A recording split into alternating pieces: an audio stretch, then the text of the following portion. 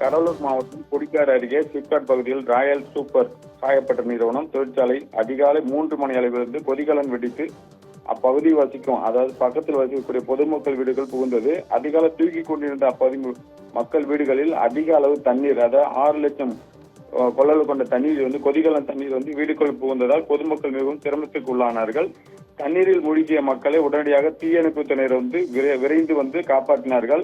Tsunami ஏற்பட்ட நிலைமை, அதாவது அந்த நிலைமைக்கு அந்த மக்கள் தள்ளப்படாத சுனாமி வந்ததாக நினைத்து அந்த மக்கள் தவித்துக் கொண்டிருந்தவர்கள் 70க்கும் மேற்பட்டவர் கடலூர் மருத்துவமனையில் சேர்க்கப்பட்டுள்ளனர். அதாவது மூச்சு திணறல், மயக்கம், உடல் சோர்வு போன்ற காரணங்களுக்காக மருத்துவமனையில் அனுமதிக்கப்பட்டுள்ளனர். கொதிகலன் வெடித்து கொடிக்காடு சிப்காட் பகுதி மக்கள் கிராம மக்கள் கடலூர் டு சிதம்பரம் ரோட்ல அதிகாலை 50க்கும் மேற்பட்ட மறியல் போராட்டத்தில் ஈடுபட்டனர். கிட்டத்தட்ட 4 மணி மறியல் போராட்டத்தில் ஈடுபட்டவர்கள் புதுநகர் போலீசார் பேச்சுவார்த்தை நடத்தினார்கள். சமாதானம் ஏற்பட்ட நேரம் பின்னர் வழக்கம் போல் பஸ்கள் இயங்கின. அதிகாலை உறங்கிக் கொண்டிருந்த நேரத்தில் 6 லட்சம் கொள்ளளவு கொண்ட கொதிகலன் தண்ணீர் அப்பகுதியில் புகுந்ததால் அப்பகுதி மக்கள் கடுமையான சிரமத்திற்கு உள்ளானார்கள்.